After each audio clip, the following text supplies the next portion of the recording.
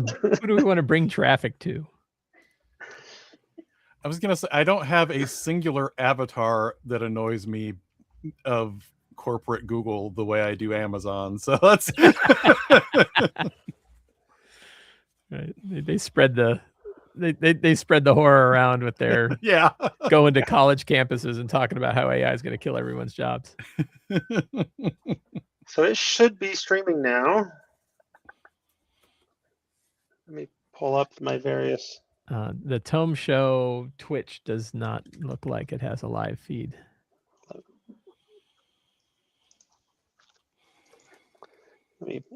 I'm reloading stuff here to see what loads, and it's on a delay, so that's some. Yeah. Although it's been 45 seconds. Yeah. It's on YouTube. All I right, see us. We're there. Maybe we'll do that instead.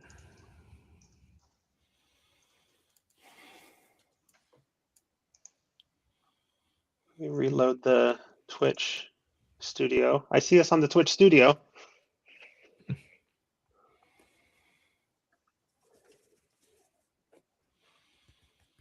I'm not too worried about promoting it at this point because it's all still pretty new. So okay, cool. I found it on YouTube. I just want to share it with my Discord pals. Sweet.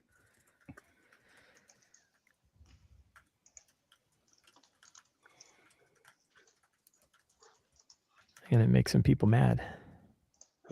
How's that? I'm complaining about Tales of the Valiant.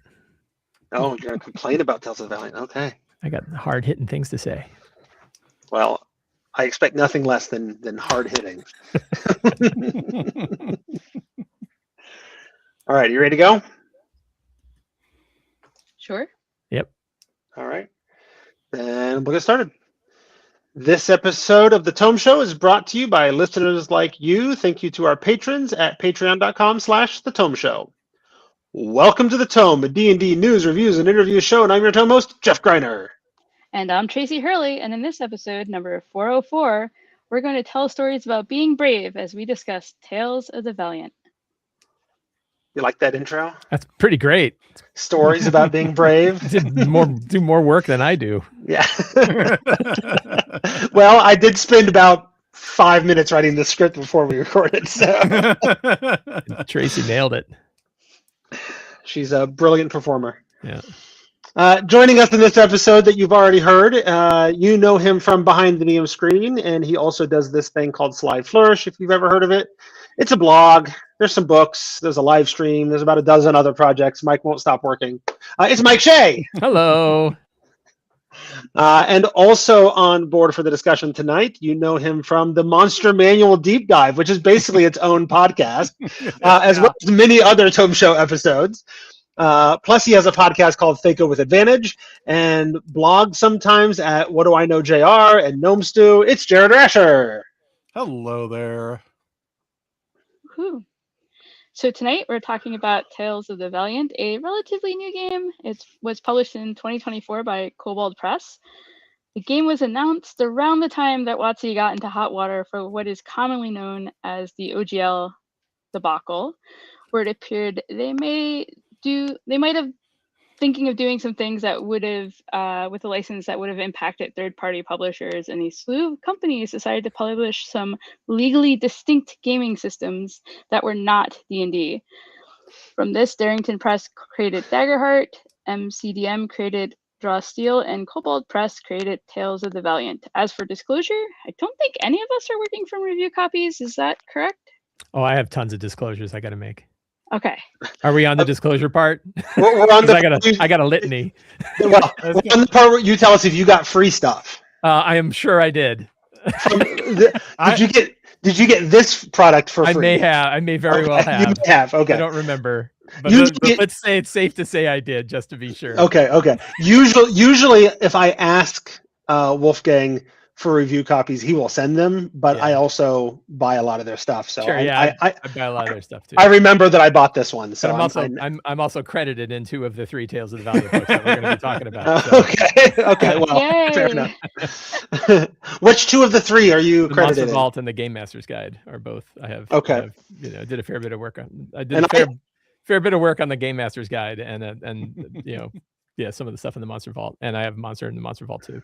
Whereas I focus the vast majority of my reading in the player's guide, so yeah, I can criticize that all day long, and I won't offend. I plan on criticizing the books that I'm into. Don't worry, that's not going to stop me. Yeah, nobody knows the warts more than the person who wrote it. Well, my stuff is perfect. But okay. I nailed it. Yeah, I don't know about. Okay, so I guess we'll start with then what is Tales of the Valiant. Like Mike said, there are 3 books, although most of the rules of note are in the player's guide, as is oftentimes the case for these kinds of things. It's a player's guide, not the player's handbook. It's the game master's guide, not the DMG, and it is the Monster Vault, not the Monster Manual. Thank you. But yeah, so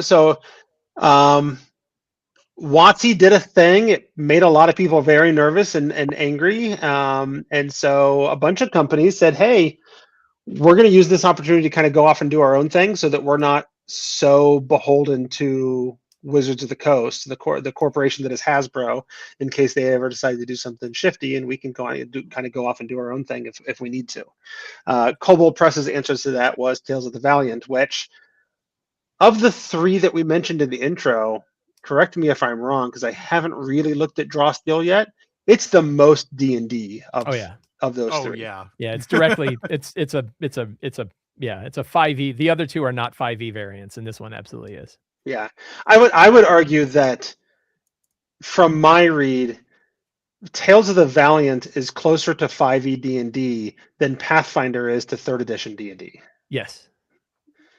Like Pathfinder is clearly a variant of third ed, but it varied more than Tales of the Valiant does. Like Tales of the Valiant reads to me as basically 5e with a handful of tweaks. Yeah, and even among the 5e variants, because there's a handful of other ones too. There's Level Up Advanced 5e by EN World Publishing, and Fate Forged. I forget the name of the company that does it, but Fate Forged is another 5e variant. Okay. Complete 5e variant, and both of those are, I think, stray further from 5e than Tales of the Valiant does. Like Tales of the Valiant stayed pretty close to what took core 5e. Now the nice thing about that is, although you've talked about the Level Up rules before in Behind the DM Screen, but one of the nice things about the Tales of the Valiant stuff is that when they publish adventures or whatever, they just publish it as, this is for Tales of the Valiant or 5e D&D. Take your pick, and you can just sort of run it without much conversion as is. Yeah, I think they're shifting around on how they do that. I mean, it's kind of a separate topic than just Tales of the Valiant itself. But the recent Kickstarters that Kobold Press has put out, they've kind of branded and marked their products differently, and some of that has to do with getting onto D&D Beyond. So their most recent book, Northlands, had both a D&D 2020 or a 5e. I think they'll call it 5.5 or whatever. But a 5.5 version of it, and do they have a Tales of the Valiant? I think they have a Tales of the Valiant book, but they had different books and they were kind of branded in different ways. Okay. And some of that had to do with them getting published to D&D Beyond, which I think is also hysterical because Black Flag was their giant poke in the eye to Wizards of the Coast for the OGL debacle, and now they're changing their publication schedule so that they can be on D&D Beyond. But that's another side topic. Because I didn't quite get the disclaimer out there too. I get review copies of all this stuff, but I also back every one of the Kickstarters, so I basically send my review copies to Ange. So there you go. But I was just going to say, the reason I brought that up is because I have sitting right next to me the Northlands 5e book, the Creature Codex 5e book, and then the Tales of the Valiant Northlands book, all sitting here next to me. Yeah. Which is weird, right? Like, isn't that weird? Like they did a new version of the Creature Codex just for D&D 2024 and not for Tales of the Valiant. Yeah. Well, I mean, a lot of those did get put in Monster Vault things too, though. So. Oh, good point. Yeah. So there's it seems to me from my read now, well, actually, let's go through a little bit of our experiences. I know, Mike, you've run a campaign of 5e next to Tales of the Valiant, next to Level Up. Not quite, sorry. So I have my 3x5e game, which was a 1 to 20 game, but that was using D&D 2014, D&D 2024, and and Level Up Advanced 5e. Okay. But I have another game that is still going on. We're 14th level. That is strictly Tales of the Valiant. That's my Sunday game. Okay, I thought you'd mix them a little bit. No, I didn't. Other than grabbing stuff like Luck and Doom.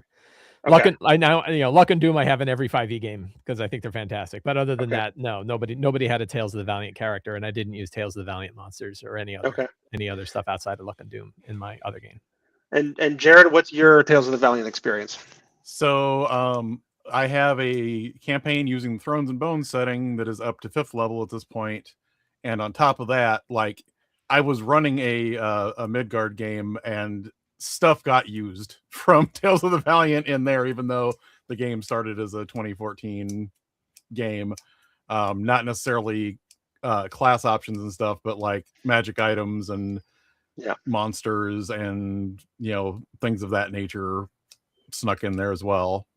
And I think Tracy and I are the least experienced in that we've read the book, but have not played it at this point. Although there's a lot of cool ideas here that I want to steal, and some that I could leave by the wayside. So we'll see. I might use it as the basis of a lot of home brewing or something along the lines. So as I look through Tales of the Valiant, there's a handful of very obvious like rules departures. There's a lot of like specific details. Like they have all of the standard D&D classes that you might expect from 5th edition D&D, but it's sort of their own little take of it. Kobold Press, in my experience, kind of has, I don't know, I feel like from when they started, I feel like there's a lot more 3rd edition sort of baked into the culture of Kobold Press. And so everything they do always feels a little bit more 3rd ed in spirit, but if not in, not necessarily in mechanics. But that's how, that was sort of my read on this is the way Kobold Press would do. They don't call it an artificer. That's the only one they don't call it by the mechanist. They don't. So this is sort of the Kobold Press version of the mechanist, which spiritually feels a little bit more like, well, what if we did the artificer but leaned a little more 3rd ed in design philosophy. It's also interesting because it is not a spellcaster. So if you want your archetype of your Brunor battle hammers that don't cast spells but just make really powerful magic items because they're that good at the forge, you can do that with a mechanist. And it also sounds really weird to me because that seems like something that an artificer should do, and a mechanist should be the one making magical gadgets. But hey, these are the naming conventions we're stuck with now. There you go. But beyond the sort of the details, like slight variations on how they might do classes, or a reimagining of different creatures in the monster vault or whatever. It seems to me like there's basically 3 fairly major rules derivations between Tales of the Valiant and 5e D&D. And that is the Luck Doom mechanic instead of inspiration, the heritage lineage instead of species, and martial actions sort of instead of weapon proficiencies. Well, I think weapon masteries. That's what I meant. You're missing one that's massive to me in some cases, which is magical sources. Okay. Oh, interesting. Yeah. Also, feats are not called feats; they're a different thing. Yeah. But they're mechanically more or less the same. Yes. Yeah. I mean, they're more, again, like they went their direction, and D&D 2024 went its direction, and they ended in a similar place. But they are different than 2014 because they have they've got some beefier components to them. Which is interesting because they designed Tales of the Valiant off of 2014, not 2024. Right. Yeah. And they I guess they both, they're both a bunch of talented designers who looked at the game system and said, hey, this is how we should change feats, and they just sort of and I don't I have no inside information on this, but also the playtest for D&D 2024 was going on while they were developing Tales of the Valiant, and a lot of that stuff was exposed. So sure, they could go, weapon mastery is like a good idea. Absolutely some playtest influence in here. In fact, there's some playtest influence that D&D said, nah, we're not doing that, and that was already committed. So Yep. So, which of those do we want to talk about first? Those differences. I would like to throw us out here just to make sure we have something positive way up front. Luck is just great. Yeah, I love luck. Oh. I'll pick it up. I'll pick up his luck football that he threw. Yeah, go for it.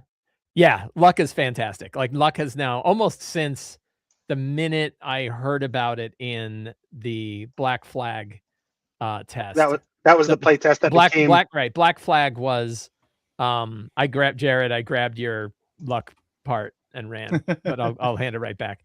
So yeah, it was originally announced at Black Flag, and I started using it as a replacement for inspiration almost immediately, and immediately fell in love with it. And I don't know how long I've been using it now. 3 or 4 years now I've been using it as an absolute replacement. I never plan on going back. No matter what version of D&D I'm going to be playing, no matter what version of 5e, luck is a perfect replacement. Talk about how luck works then, and how it's different than inspiration. Jared, I'll let you run with it. So you can spend luck 1 for 1 to raise a die roll. So if you want to add 2 points of luck when you rolled a 14 to make it a 16, you can do that. You can spend 3 points of luck to re-roll what you rolled. But the other thing that's neat about it is every time not every time, the first time you fail an attack or fail a save, you get a point of luck. Yeah, that's the part that I really like about it. Because the first time on your turn. Right. So you don't get it if you miss 3 times on 3 attacks, you don't get 3 luck. Right. Yeah. But you could be getting a luck point every single turn. Yes. Yeah. Anytime you miss an attack or fail a saving throw. And do they carry over from combat to combat, or do they okay? Although once you get more than 5, once you hit 6, you have to re-roll how many luck you D4 get. Yeah. Oh. So it's not just that it caps. It's not just a cap. You do not. It's got a mechanic in there to specifically to force you to use them. Yeah. Okay. And I don't know. Like one thing I absolutely love about it is it's completely hands off to the GM. I do not pay any attention to them, other than when one player will narc out another player about cheating on something. I will give the narc a luck just to add more inner player drama to my table. Okay. But otherwise they just, unlike inspiration, I don't have to ever think about it. They could just do it. They get it. They use it. It would not surprise me though if some players have forgotten that they were supposed to be getting luck when they're sitting on 5.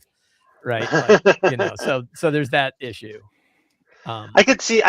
So I use tokens for inspiration, and I could see just having a bigger pile of tokens and giving them actual tokens, which would then require me to do a little bit more because I have to hand out and then take the tokens when they use them. Right. So yeah, Jared's got it. The cool thing about the one that Jared's got is they're little angular tokens, but they fit together into a little pentagon. So when you lay them out, they're in a full pentagon shape. And I have one of my players at my game has those too. Yeah. And they're really great. But that's when, like, Jeff, you don't need to be the arbiter of tokens, You can delegate tokens out to other people and let them manage such things. I could. You get hanging on like, no, the tokens are mine. No one can distribute tokens with me. I paid good money for those tokens. Your player's like, I can't afford tokens. Random pieces of 5 pennies. Who's got that kind of money? Exactly. But I will say, one of the things I do with inspiration that I really like is I start every session with an opening question that encourages like character development and role play and whatever. This, like, a point of luck isn't as good as inspiration, but they won't care. It gets the ball rolling, and honestly, I think they enjoy the the role play and the development more. Yeah. Than they enjoy. And when in the rare occurrences where I hand out luck, they're still very happy. Right. I've not seen a player. They're not 1/3 as happy as if I'd given it. I mean, if I was really worried about it, I could give them 3 points of luck if they, Yeah, but then you have that problem. Like, did they have luck? Unless you start them at 0. The other thing about luck that's really great is it adds an upward beat to a big downward beat. So like, missing sucks, right? Missing and blowing saving throws kind of feels bad. And if you've missed a lot, it sucks. But when you're gaining luck for it, I've seen it at the table many, many times. They're like, oh man, I blew it. Well, at least I got a luck. And they get this little hook of happiness at the end of their, cliff of despair. and that is a really big So advantage to that. They can spend 1 point for a +2. No, +1. 1 point per 1 point for +1, 2 points for a +2, or 3 Right. points to reroll. Yeah, or +3, right? You could also do okay, so you could give yourself a +5 by spending all of them. Give yourself +5. Yeah, throw all your tokens. The only only little troubly bit I have is it kind of means you have to tell them the DC or the AC of whatever they're doing, right? Because if they're like, "Oh, I missed," and then you get in this funny like negotiation of, what if I spend a luck point? And you're like, nah, I don't think so. Like, what if I spend 2? Like, that'll do it. And then they're like, oh, hey, everybody, it's a 17, right? Right. So like there's this kind of, now I play where the DCs and AC are generally in the open anyway. So I don't really, it doesn't bother me. But it is one little complication to luck is you're essentially telegraphing whatever the check was when they're, when they're deciding whether or not to use luck. Now I've used some house rules that allow them to reroll damage dice as well. I'm trying to think of how. Well, same thing, right? You could just let them use 3 to reroll damage if you want. Yeah, 3 to reroll damage. Sure. Yeah, but one or whatever doesn't do any. Like I'm not just going to give them a +1 to damage. I wouldn't do a +1 to damage. I don't think. No, yeah, I wouldn't nickel and dime the damage, but yeah, you could really easily do. You could. I mean, it's not a lot. One extra point isn't a factor, and maybe if it wipes out a monster, they're real happy. 1 extra point isn't normally a factor, but I can't tell you, like, it is a running joke at my table how often they get to like 1 or 2 points and don't drop it. Right. So I also have a character with a feature at my table right now, and I was thinking about this afternoon as I was thinking about this episode. He has a feature where every time somebody else spends inspiration, he gets inspiration. Yep. And would I do the same? How would that? Like if I converted tomorrow. Yeah, same thing. If someone else gets up to 3, then he gets 3. Or if he get, I mean, is it all the time? It's like is it unlimited ability? Like there's no. I think it's limited by maybe it's once a day or whatever. Yeah. So then you could have it where when someone hits their 3rd, he would get 3 or something like that. I mean, there's when you're mixing the 5Es, you're going to have to come up with some nonsense, right? So it's not meant to be a perfect replacement for all versions of 5e. But it's not when somebody else gets inspiration. It's when somebody else spins their inspiration. Oh, okay, yeah. Sure. If they spend 3 to reroll, but I would maybe it doesn't work if they spend 1 for the +1. He doesn't get one for 1. I might do it when the 3. Basically treat 3 luck as whatever inspiration would be. That makes sense. Because I think for D&D 2024 also has some monkeying around with inspiration. And I think you can replace it by treating 3 luck as inspiration. I don't remember exactly what it is, but maybe humans start with it or something. I'm just playing with how to incorporate some Tales of the Valiant in my game this week. Just relax and figure it out is the easy like that. That's my thing about mixing 5e stuff is just take it easy, relax, and talk to your players about it and come up with something you all think works out and then work it out. We had zany stuff going on in my 3x5e game, and then we figured it out. Well, and we got a bunch of experienced DMs here, so whatever. Yeah, right. We'll figure it out. I think even novices, like again, if you all sit with your group and figure it out and recognize like, hey, we might have to change this if it turns out there was something weird. Right. Now, one thing Tales of the Valiant has though is a lot, unlike the other, because it was really funny for me to have luck in Tales of the Valiant because I had used it in so many other 5e games first. I forgot that it came from Tales of the Valiant when we were playing. They have I think it's a feat and maybe some class features that directly interact with luck. So there's a feat where when someone expends a luck, they can boost it with theirs. So there's kind of a bigger luck economy based on certain features. And I think 2 of the characters in my game have it. So there's all this crazy luck shuffling that's happening around the table. Which again is fine with me because like they're doing all the negotiation on themselves. I don't really care. I just tell them what the DC is. Right. Okay.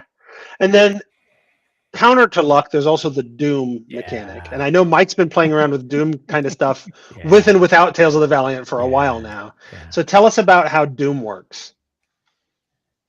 Jared, do you want to start? I mean, I can, but I have not used Doom nearly as much in my games. Mike's used it a lot. I use it all the time. I was just going to say, with the Thrones and Bones adventures, there are some rough monsters in there, and I would feel terrible if I used Doom on some of those adventures. Yeah. So it's funny. So I saw Doom in the Black Flag and was like, "Oh, I really like that idea," and I ran with it, and because the SRD for Black Flag was under or the Orc license, not a Creative Commons license. So I didn't feel, and I wasn't going to try to bind my stuff to Orc. So I came up with I just renamed them Dreadful Blessings. And I did a video about using them as this concept called Dreadful Blessings, which is like my modified take on Doom. And Kobold Press saw it and liked it and said, we want you to write about Doom points in the Game Master's Guide. We wanted to extend how they're being used, and we want you to write it. I'm like, sure, man, I'll do that.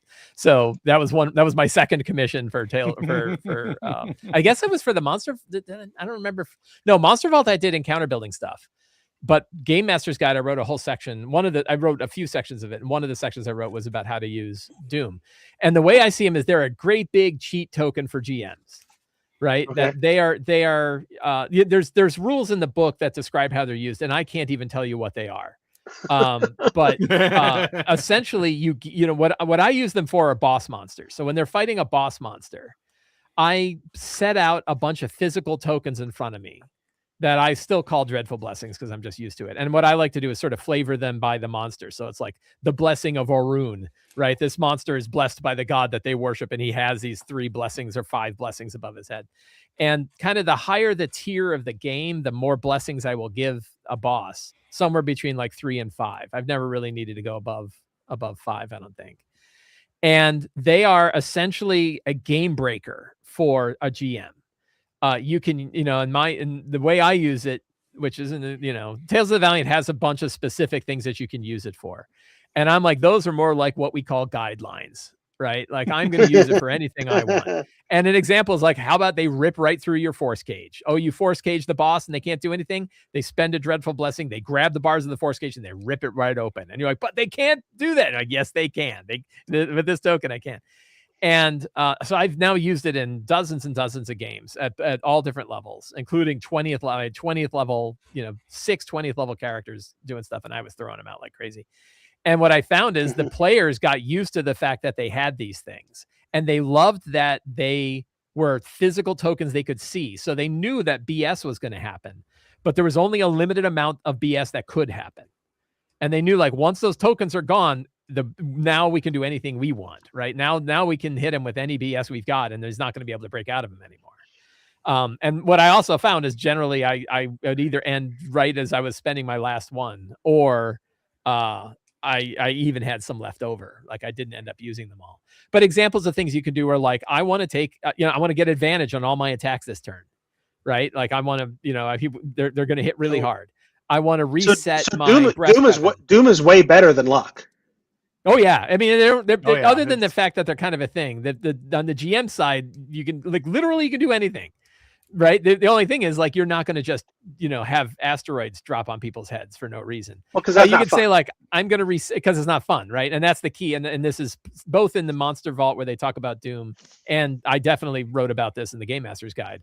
Is the whole intention is ensuring that particularly a boss is meeting their fictional expectation.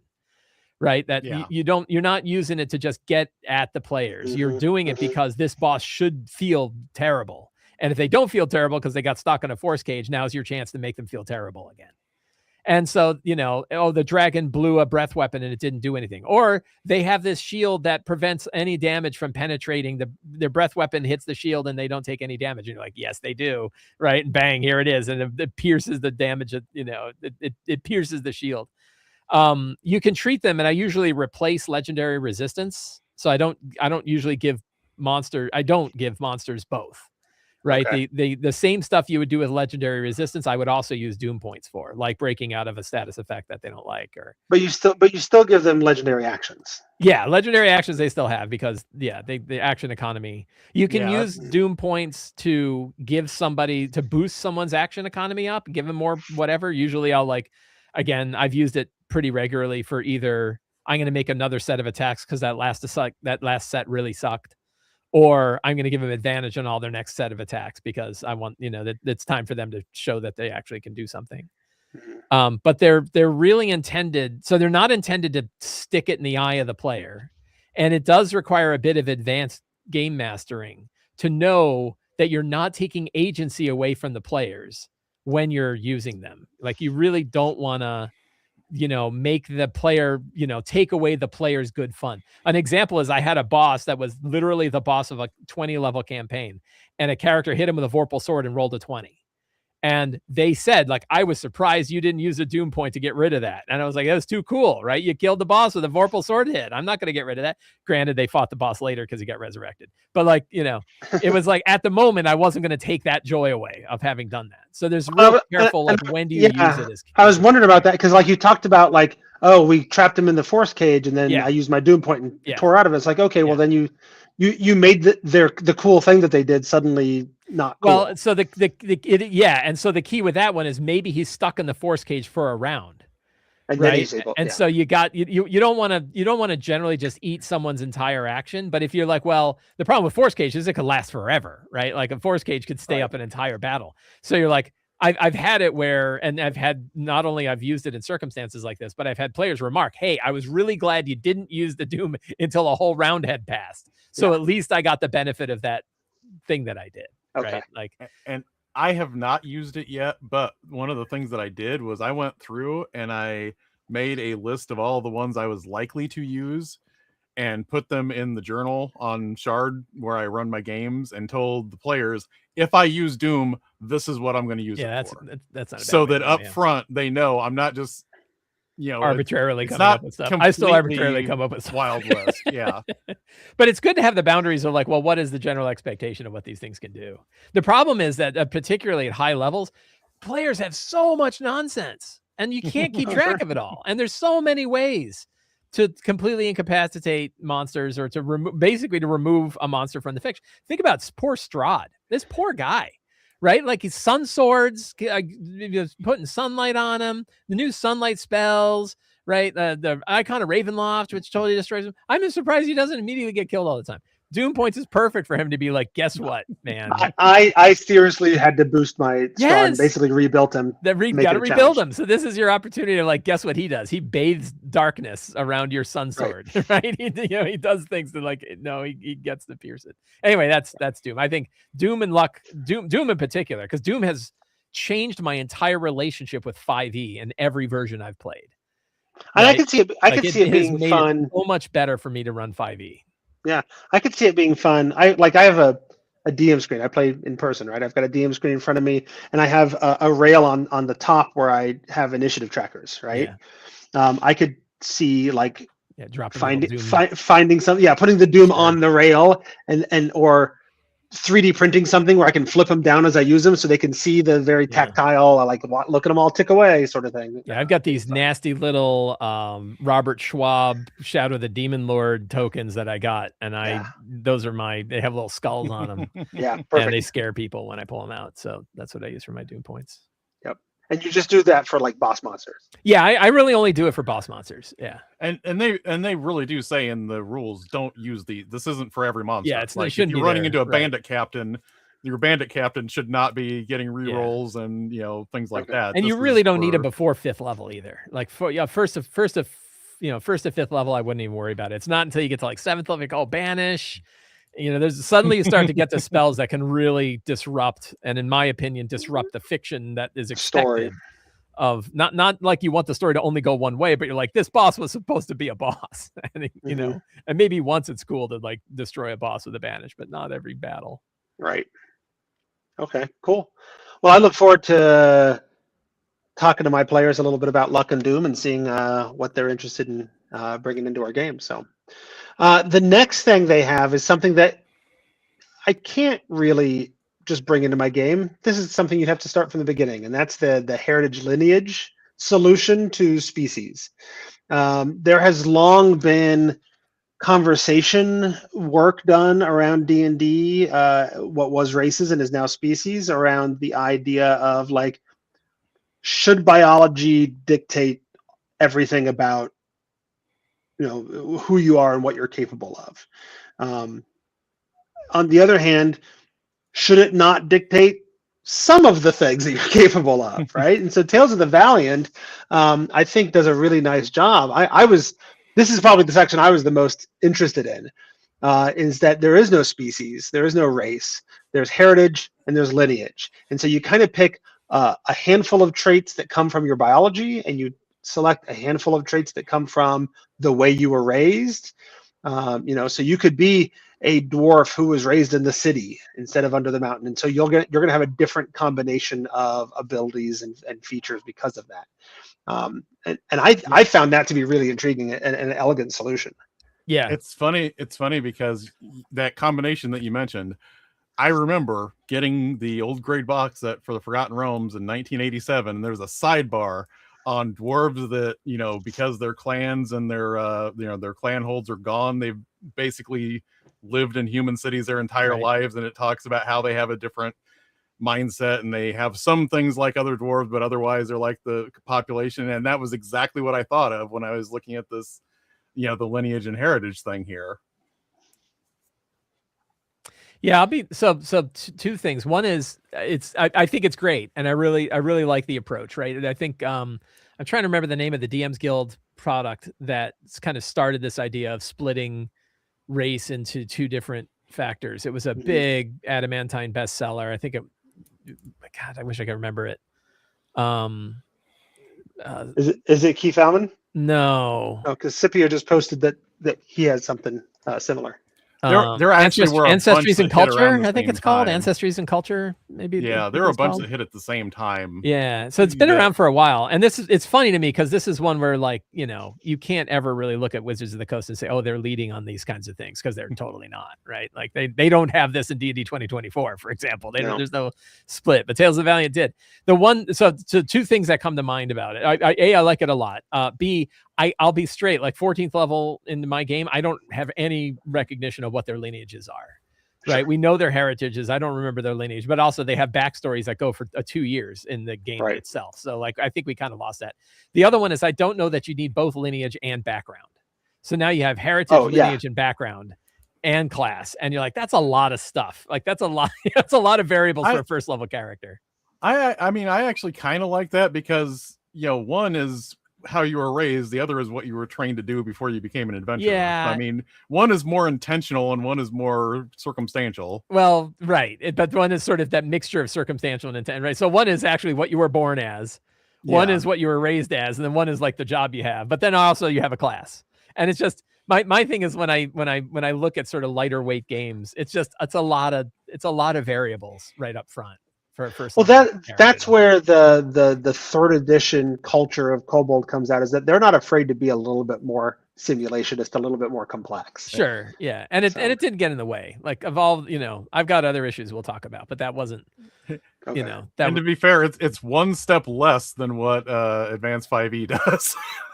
Oh, level up Advanced 5e? Yeah. So you're not gonna. Right. I am not going to argue that they're simpler than anybody else, because that was they were true to Advanced. In fact, so much so the reason why it became a 3x5e game is about half my players are like, man, there's just so much stuff in this. I want something a little bit less. And we're like, how about D&D 2024 and D&D 2014 in there? And then they were like, yeah, these are better. And half my group stayed with Level Up. But yeah, Level Up, in my opinion, is too advanced. That was too much stuff. This one, it's fine.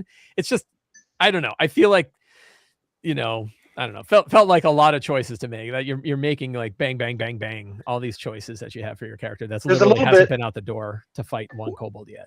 That said, one of the things I really liked about Green Ronin's Fantasy Age system is that there's it's a little bit less deterministic, but there's their solution was, hey, you're a dwarf. Here's a list of traits. Yeah. You have some of them. Right. And you can roll randomly, or you can pick the ones you want or whatever. And so the list is determined by your biology, but your background, your culture, whatever, can determine which specific traits you select, sort of thing. That's the other solution. But that's when I first started thinking about it. Like D&D has been so rooted in the here's your race or species now or whatever for so long. I think they're worried about diverging too far. Yeah. But there are some elegant solutions to this that actually play really well. So I'll change one thing that I think is a huge benefit in Tales of the Valiant that far discounts my little complaint about background and lineage being kind of too much stuff, is the fact that your ability scores are all handled at once. So This is something that's easy to miss, but boy, when you look at how D&D 2024 does character building, and you look at Tales of the Valiant, you choose all your ability stuff happens at one time. There's no modifiers for any of the other stuff you take. They just factor the other +2 in there. Yeah, it's already wired in, and it's so much easier. And it's so good that now, even in my D&D 2024 games, that's how I run it. Like I don't, I say remove it from your background, right? Like, separate feat and ability score from background. Just choose your background based on the theme that you want, and then do your ability scores all at once.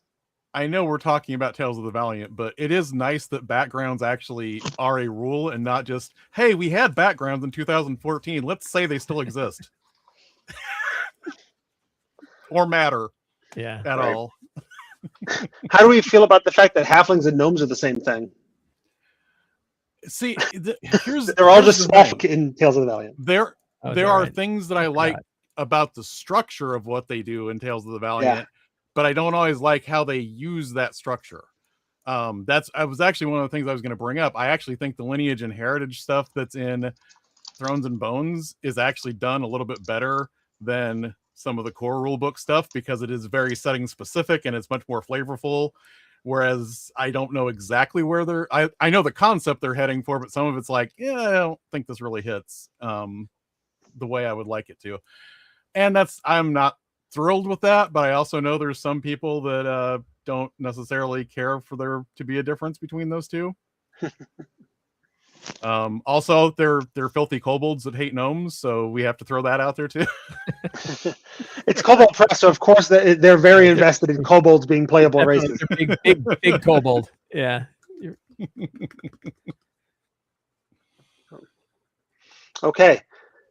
So we've hit heritage and lineage pretty well. The other thing on my list, and I think you've had some other things, was the inclusion of martial action. So if you're like a martial class, then unlike 2024, where you have weapon masteries that allows you to pick a certain weapon and it does certain things, and I have thoughts about that I've been discussing at some length on the Discord in the last few weeks, and I keep trying to hack away at some homebrew ways to tweak it or whatever. And most recently I've floated those to my players and they're like, no, they don't seem to really care that much, but that's okay. The Tales of the Valiant solution, the idea is that, like, hey, we should have something for the martial folks to do this more interesting than I swing my sword again, I roll to attack, I do this much damage at the end. Weapon masteries is, well, depending on which weapon you're picking, you can trip them or push them or give them disadvantage on the next attack or whatever. You can do those sorts of things. Martial actions is simultaneously, well, it's a little bit more complex than that, in that every time you attack, you've got like a menu of things to choose from that you could do instead of doing damage, right? Sort of. Tales of the Valiant? Yeah, sorry, that's what I mean. It's actually just replacing the combat styles. But instead of being exactly the combat styles, you have to use a bonus action for most of them. Mm-hmm. But the flip side of that is weapons have properties. When you use a weapon, you can decide whether you're going to do damage or use its special property. Right. But if you're a martial class that has martial actions, you can use a bonus action to do both, to do damage and its special quality at the same time. Okay. Yeah. Yeah, and yeah, I think that was something where, looking at what they did with D&D 2024, especially like some of them, like the trip attack in D&D 2024, you can just spam it over and over again. Is the idea here that you don't get to do damage when you do it, is a nice trade-off that they didn't put into D&D 2024. Right. That you now have to make a meaningful choice. Do I want to do damage or do I want to do this other thing? But yeah, as Jared said, like, if you have a martial action, then you can kind of do both. The weird bit is, like, because it's a bonus action, we've had this long ongoing conversations. Does that mean it's a separate attack, or did you just burn your bonus action and make it part of the one attack that you did? And we've had numerous arguments at my table about which is which. We lost Jared again. Yeah, but I'll pick up the football again. So because this kind of gets into one of my issues with Tales of the Valiant, which I think also leans into the lineage heritage background part, which is, if sometimes it feels like they didn't know when to stop adding things. And it's not even just adding options. It's that they end up manifesting at the table a lot. The two people, like, I love all my players to death, and it's not a factor of the players themselves, but two of the characters that we have are, we have a mechanist and we have a fighter, and the mechanist took a level of fighter. And those guys take the longest at the table to finish their turns. And the reason why is they have so many things that they do, and they stack. So they're like, oh, because I did this, I've got this, and then I also can do this. And I literally have other players who pull out a stopwatch and stare at them and hit the timer and watch them. And they make it worse because they're like, it's been 20 seconds now. And they're like, shut up, I'm still doing stuff. But part of it is like, they, in my opinion, in this area, they just didn't know when to stop adding things. And it's like, if you're already going to work on your fighter and try to make sure that the fighter's got interesting subclasses that do more than just hitting with a sword, and then you're also adding these like weapon mastery things on top of it, now you've added even more, right? And like the one that in my opinion is unforgivable is there's a, I think it's a talent that both the Rangers and the fighter get. And I have 4 characters that have it, which is when you make a bonus action attack, you get to make another attack on top of it. And it's like, oh my God, why not just roll 20 attacks? It's taking forever, right? Like, more die rolling was not what we needed on people's turns, and more sequential die rolling, right? Like the wizard does doing like a fireball and he's done. And then the fighters goes, and it's like, well, and then every one of them has these little kicker effects that's going on. And I crit. Oh, hang on, everybody, I crit. I got to handle this other stuff now. Because they also have like a crit on 19s and 20s, and then another thing that lets them do special things on crits. And you're getting so many attacks. And it happens specifically with light weapons, that when you attack, I think it's a feat, but again, I have 4 people that took it, where when you attack with a light weapon, you can, as a bonus action, you get to make another attack. And the mechanist's fists count as light weapons. And the mechanist fists literally do more damage than a greatsword does. They do a D8 and a D6. But they count as light weapons. So he gets to do 4 of those attacks. He does 50 or 60 damage every turn, right? Because he's also got these other things. He's 14th level, so he's got other kickers on top of that. And that, again, like, I have 4 characters doing it at my table, right? Where it's a continual thing. And it just felt like, they were so interested in making sure that they were adding new interesting things to 5e that they didn't stop to say, wait a minute, we're inflating the time that it's going to take to do all of this at the table. And for me, it's been a hassle.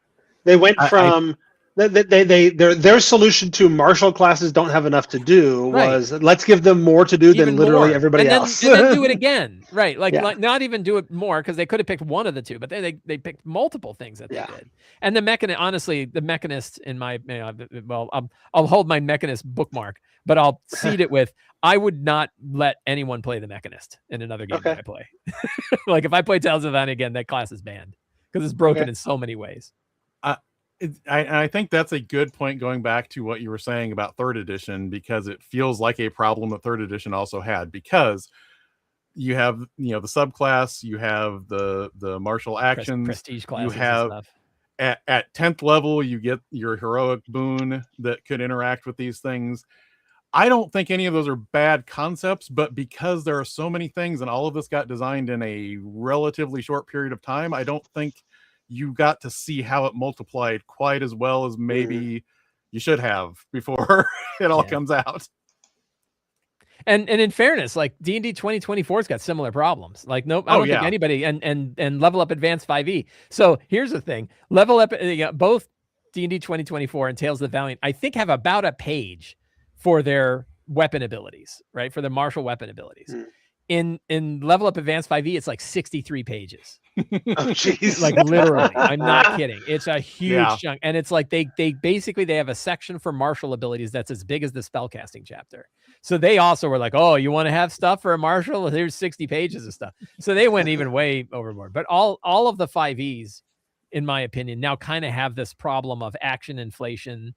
There's in D&D 2024 has it too, where it's like a lot of fake actions, like, oh, this doesn't take an action, but you can do this other thing. And it's just inflating the turns. And, I'm tired, and I want to, I want to move the story forward. It's slowly moving you closer and closer to one of the issues with 4E, which was the combat took so long. You had one fight per night and it was done. Right. I'm not having the same because I'm still enjoying all my games. And I ran a 20th level 5e game and loved it.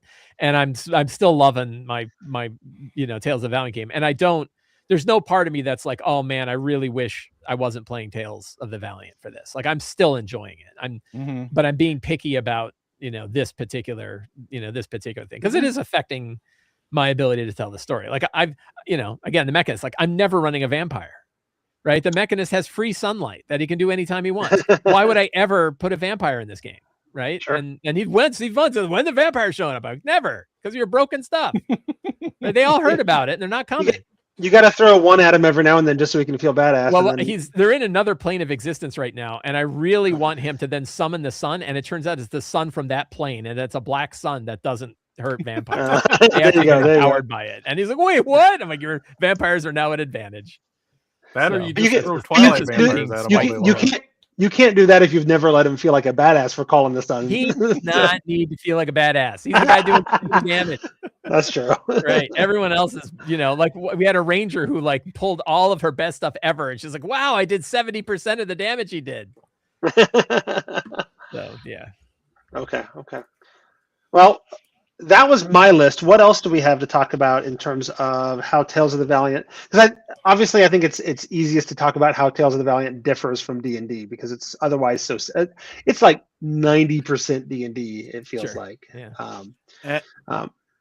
As somebody that really loves playing bards, the magical sources thing is a thing that I really want to bring up because they moved.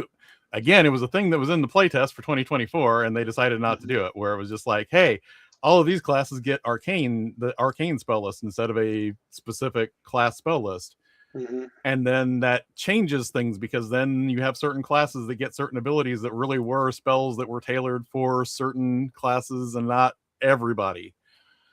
And it really does shift how some of the spellcasters feel.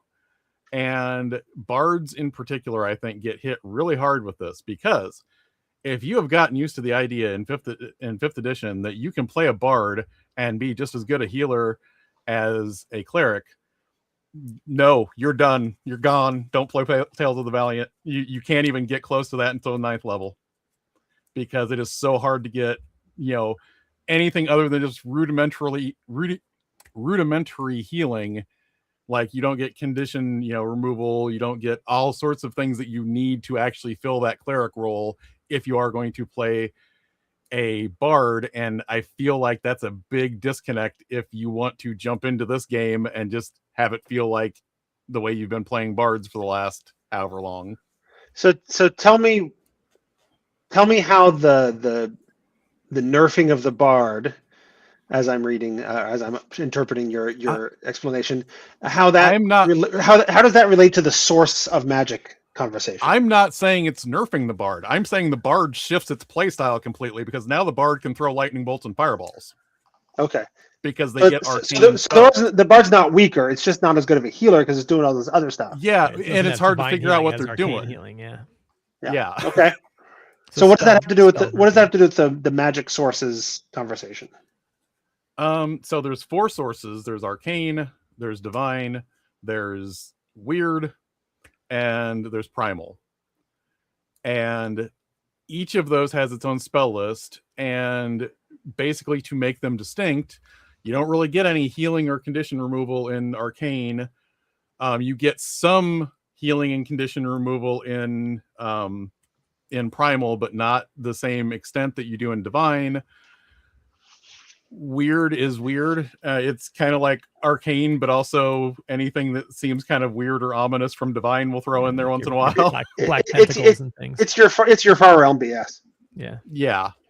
And because of that, it does. I mean, it's weird to me, for example, that your paladin is not just getting the paladin support spells that they used to get, but they're getting like guiding bolt and like they get the whole range of divine spells. Oh, okay.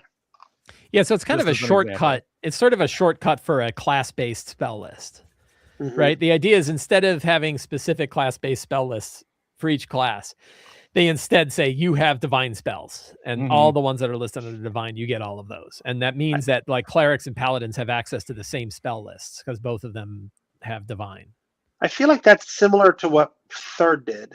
Am I wrong? I don't remember. No, there were still distinct spell lists there. I remember one of the things they would do on third was like in the spell description, there'd be a line describing like what level spell it was for what class.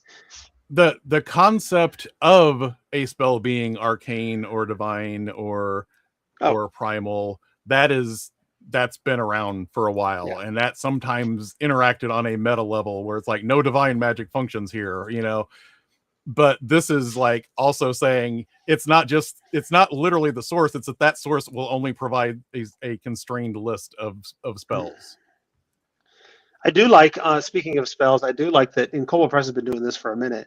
They don't call them spell levels. They're spell circles. Right. Yeah.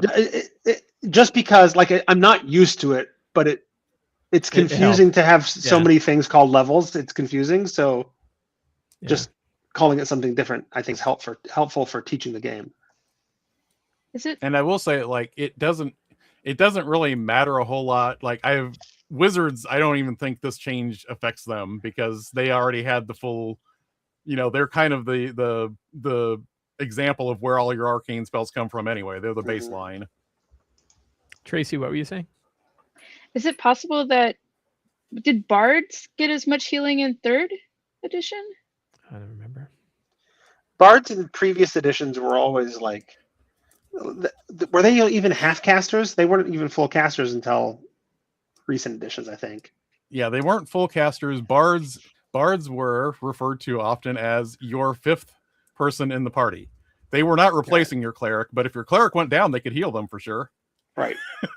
They could do a little healing. They were also a backup for the rogue. They could do a little bit of rogue sort of stuff. It was weird because this gets into a whole deep in the woods with third edition, but it was sort of like monks and bards could be good if you know exactly how to play them and you have a lot of system mastery, but it's way easier to make other characters good. Yeah, and I ask that only because like maybe this is getting them back to that larger area. I don't know. Yeah, I mean, I know Jeff brought up like the third edition kind of baked in, but like you look at the designers who worked on this, and they're not third edition designers, right? These folks have been working on fifth edition their whole careers. Yeah. And there are a few, but I think that there's now like a Kobold Press style that they're meeting, but I don't expect that most of the design. There's certainly some, like a lot of them are wizards and TSR vets that work there, but you don't see it in the credits of Tales, really. Right. I mean, I'll be honest, I kind of wish bards had primal as their power source in Tales of the Valiant. Yeah. I mean that would be going back to where the term bards came from, more than the way bards have ever been portrayed in D&D. Bards have never been that sort of primal class, so that'd be a departure. First edition. I do have classes you had to get. I do have a spell complaint. Yeah. They spent a fair bit of time refining class stuff and working on the separation of heritage and lineage and heritage and these other things, and they barely touched any of the spell things that should have been fixed. Yeah. So there's still a bunch of spells that we've known for 10 years don't operate the way they ought to operate. And they did. I agree. And it's real easy to know because they're the ones that D&D 2024 fixed. Right. And they did not fix them. And Tales didn't. Tales didn't. I don't know that they touched spells hardly at all. There's also some weird missing ones, like Fire Shield isn't there. And I'm always like, why? Fire Shield was in the SRD. I don't know why that's not a spell, but they don't have it. And I gave out a magic and they had Fire Shield and everybody's very, very confused. Right? Oh, there's one. Like, oh. You mentioned the SRD, and it's interesting to me just like how close Tales of the Valiant is to D&D. Like you think about Pathfinder when third edition was closing down and Paizo made Pathfinder. Like there was a lot of the changes that they made to turn it into Pathfinder that was because it wasn't in the SRD and they had to come up with their own thing. Yeah, well, that's true. That's true here too. Like all the subclasses here are unique, right? Because none of the subclasses are only the core was in the SRD, and I don't think they repurposed the core. I think that I don't offhand because that's one other kind of a little bit of a limiting thing is there's only 2 subclasses per class. Yes. For the most part. But yeah, like the fighter has Spellblade and Weapon Master. There's no champion. Right.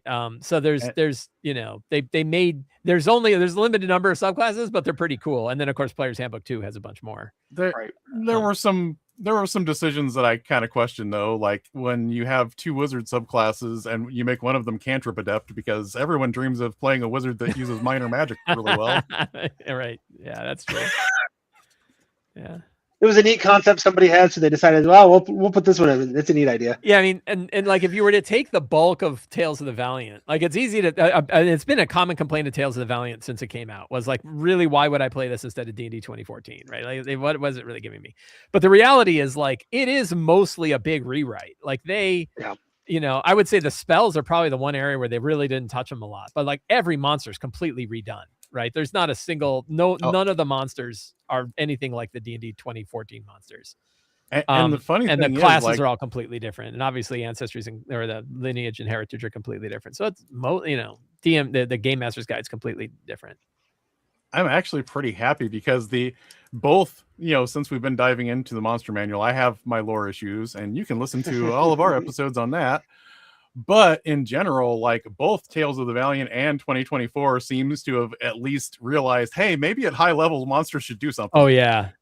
Monsters. Yeah. Tales of the Valiant monsters are scary. Like, I think they even hit harder than 2024 monsters hit. And that's pretty bad. But they have like an average of 10 damage per CR.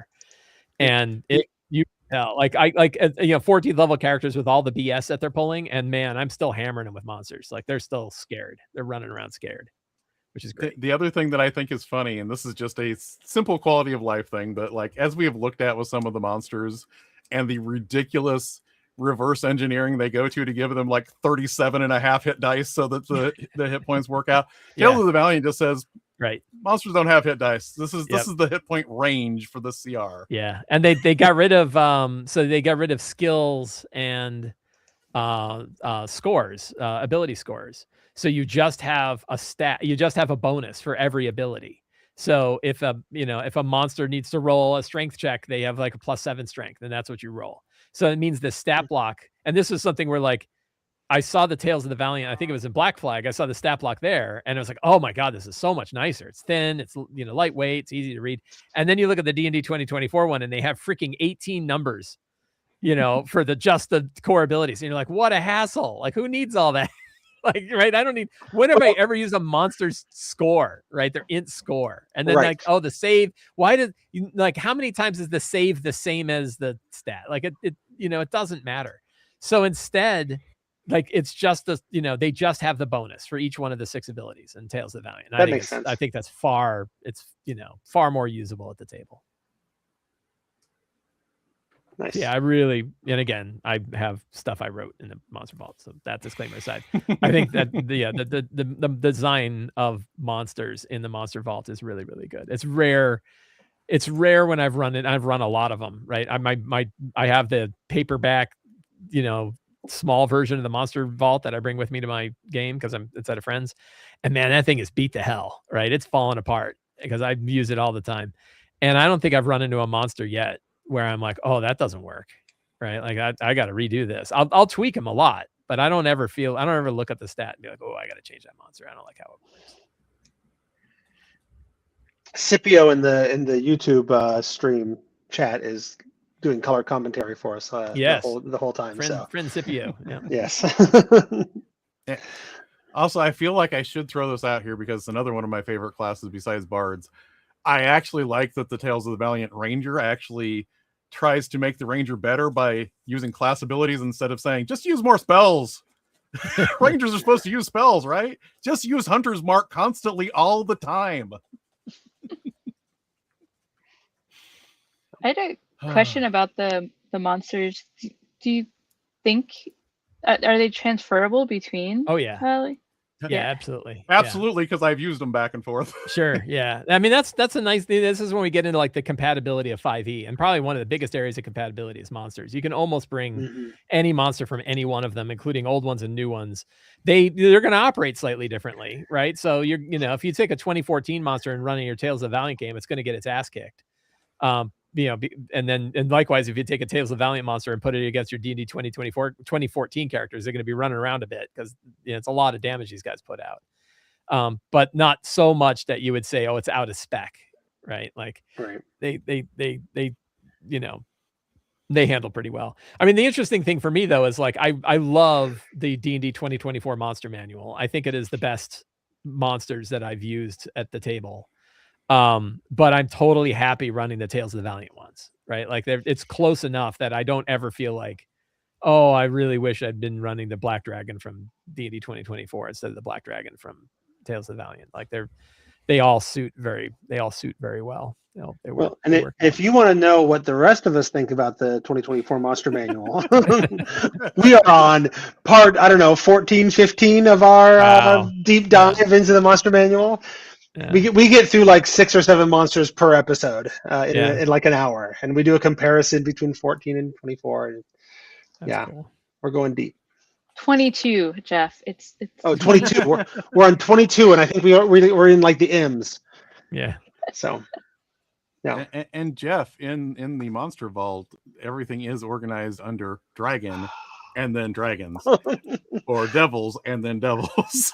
My least favorite thing about 2024 Monster Manual is the organization. It was a dumb move, but I got used to it. Now the problem is switching back and forth is a pain in the ass, because now I got 2 different books done 2 different ways. Yeah. I got used to it, but I got used to it because I use D&D Beyond for all my encounter building. Oh, boo. Yeah. I mean, Scipio, and I kind of touched on this earlier, but Scipio brings up the point when he was talking about like what kind of happened, what was Tales of the Valiant's kind of place in the world. One thing that I think you mentioned in the beginning was like, that Tales of the Valiant was a reaction to the OGL. I think they've said like, hey, we were thinking about this anyway. It was just the OGL that really pushed us into doing this, right? Like they had considered doing their own House 5e style, but it was probably not a big front burner for them until this happened. And then they did a lot of, just calling it Black Flag, right, was this example of like, we're the pirate ship out there. And they definitely kind of sold, Tales of the Valiant as like hey, if you're PO'd at Wizards, but you still want to play, D&D kind of, we've got you covered, right? And we'll have you covered. And here's the books. And hey, look, PDFs, right? You can actually buy honest to God PDFs of our books. And, and we'll continue to support it. And we have an open license and all of that. And what's funny is in this feeling of like how that's turned around.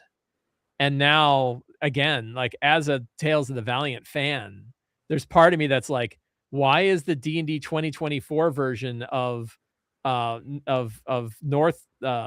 Northlands coming out before the Tales of the Valiant version? Right. And that now I feel like, you're going right back to the same company that you tried to avoid the first time, or that you tried to rebel against the first time. And now you're changing your production schedule to support them. And sure, but you know why? I know why, because money is money, and D&D Beyond is a lot of money, right? I get it, right? I understand, but that doesn't mean it's not my money, right? I'm not sending me a check, so like I can still be mad about the fact that I'm trying to support the game that is supposed to give us a hedge against the number one company that isn't the hedge, because it's that's not entirely true. They have sent you a check.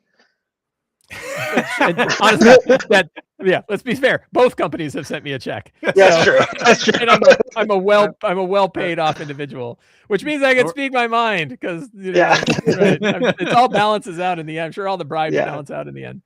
Northland goes up there first for the same reason that we're going to get a Vampire the Masquerade. I know, I get it, right? It's just this is like D&D Beyond bugaboo, right? That like when we there's a whole, I don't know if we had it on the show, but like they won the OGL war. It turns out Wizards actually won, and they won by saying, if you want to be on D&D Beyond, we want a percentage of your cut, and you'll get access to our audience, and we'll get a lot of money. And the publishers went right for it. Instead of being mad about it, instead of saying, do I really want to have my products up on a centralized platform run by a company we know we can't trust? They're like, no, we'll go and do it.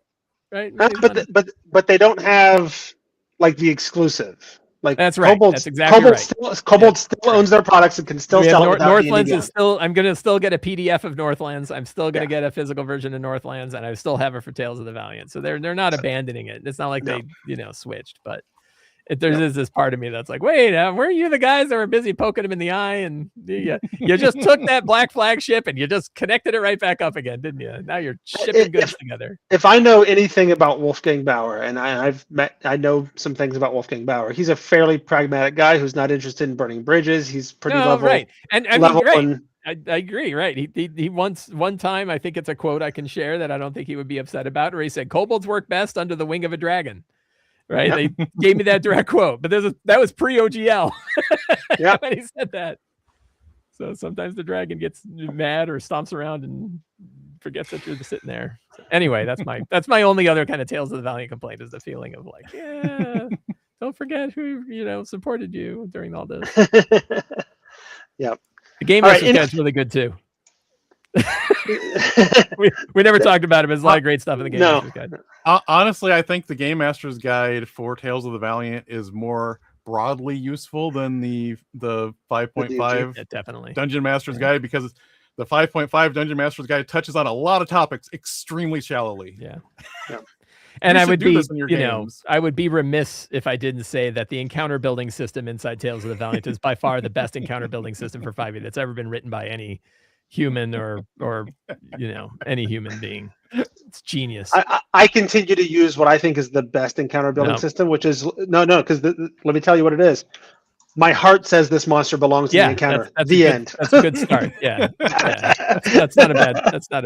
Yeah, I don't care about your math. All my jokes aside, I did write the encounter building guidelines for and it's based on the Lazy GM benchmark. Yeah. Perfect. I did want to quickly throw out, when we were talking about magic, I love the concept of rituals and how that's a separate thing. It's not just that you can cast some spells as a ritual, it's that ritual casting is a whole separate thing. I love the concept.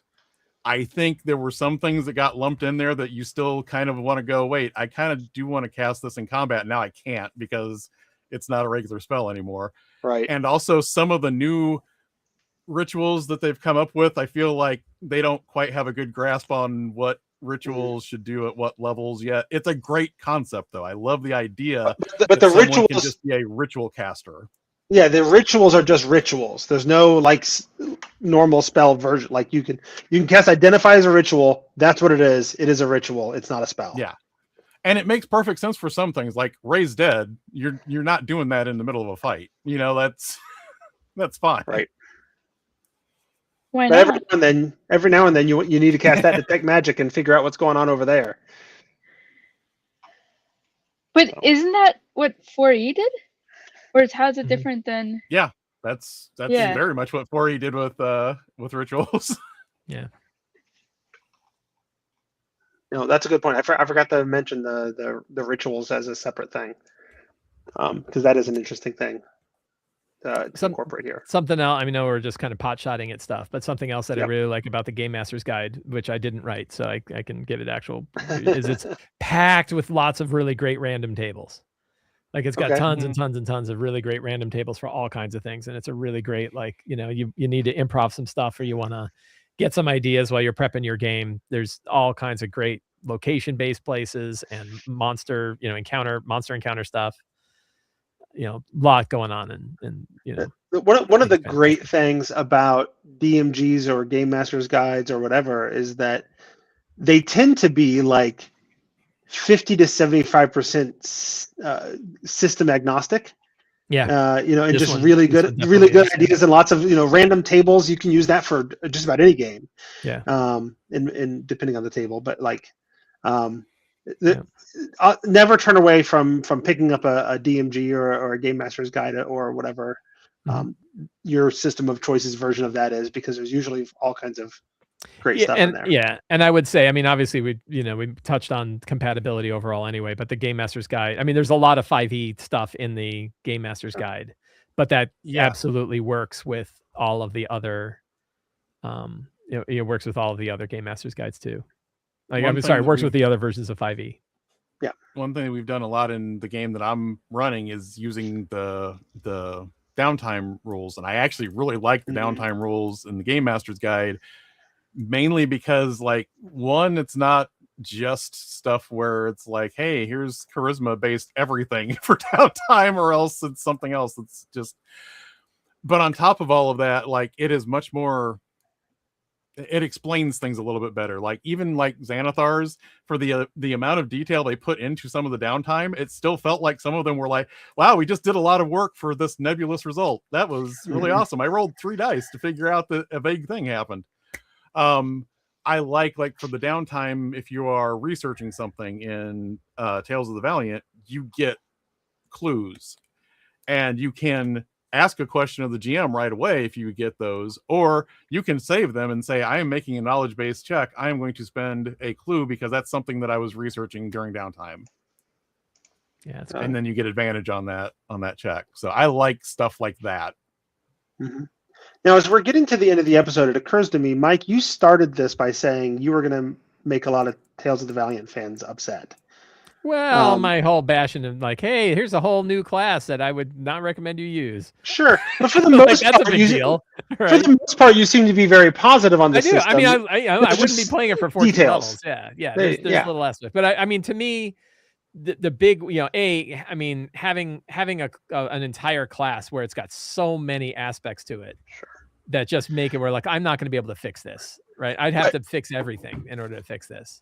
And then also the extra, that constant, like, hey, we have all this extra stuff that we're putting on top, and now it's really slowing down the game because it's player focused stuff. I really can't fix it, right? Sure. I just gotta live with it. I've been playing tabletop role playing games for a couple of years now, and I can say I've never played a system yet that didn't have those exact sort of things. The details are different in every game, but every game has some things that's like, that's kind of broken, or that doesn't really work, or this is the thing that's dragging, So it's not a broken game, but it has its foibles, just like every other game. I mean, it's funny. The group that I'm playing with, we played a pretty long Shadow Dark campaign, right? We played like a 10th level Shadow Dark campaign, and the at least one player, and others certainly nodded their head, said, I'd really like to do something a little crunchier than Shadow Dark. And I was like, let's do Tales of the Valiant. And now they're like, man, that Shadow Dark game was great.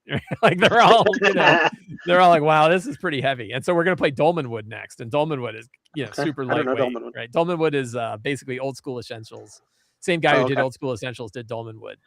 And it's a very, OD&D based game with, a half-page character sheet and, super thin. So we're going to try that and see how we feel about that after this, very crunchy game, which will probably get to 16th, 17th level before we're done. So you and Sam will have a lot to talk about on Behind the DM Screen. Sure. Yep. Yeah. So as far as new classes go too, like the Theurge in the Player's Guide 2, I worry about that. I think it was kind of iffy in the Deep Magic book. And the fact that they have divided Arcane and Divine very specifically, and then the Theurge just gets to use both of those, actually makes the things that I worry about worse, because it is basically, I am a better wizard and cleric than anybody. Play a Theurge if you want to be a spellcaster. Like, I mean, meanwhile, you have the cantrip adept on the other side, right? Yes, and the wizards get to be cantrip adepts, right? That feels like the exact, like, we could be talking about 3rd edition right now, because that conversation around the Kobolds has been trying to capture that lightning in a bottle since 3rd edition, and it was broken during 3rd, and Kobold stood out as being the third party that was going to embrace it anyway. So. And I also would be remiss if I didn't throw out the thing that my co-host Ange really doesn't like, and that is the rogue nerf from the playtest is in the rules. Rogues cannot sneak attack unless it's their turn. Oh yeah. And the problem is, it's not even as obvious as it should be, because you don't really realize that until you look at one of the subclasses lets you sneak attack when it's not your turn, and then you go, wait a minute. And apparently that was something that they changed the wording in errata later on. But yeah, rogues can't sneak attack off their turn. So probably not a deal breaker for everybody, but can Paladin, I can't remember because we don't have one in my group. Can Paladin still chain smite? I can't remember if they actually addressed that one or not. I'm fine with the rogue one as long as they also got rid of the paladin chain smiting. But if they still let the paladins chain smite, aha, there it is, once per turn. So no, you cannot chain smite. There you go. That's fair. Well, I think we're gonna start wrapping things up. But Scipio suggests that we finish with closing thoughts of, if you want to or play Tales of the Valiant over other 5e games. If you want what is it you should be playing Tales of the Valiant if you want that type of 5e game? And I'm going to defer to Jared and Mike because you all have played it, whereas Tracy and I have just read it. But I'll start real quick. I mean, so there's something to me that I really like about playing within a publisher's whole ecosystem.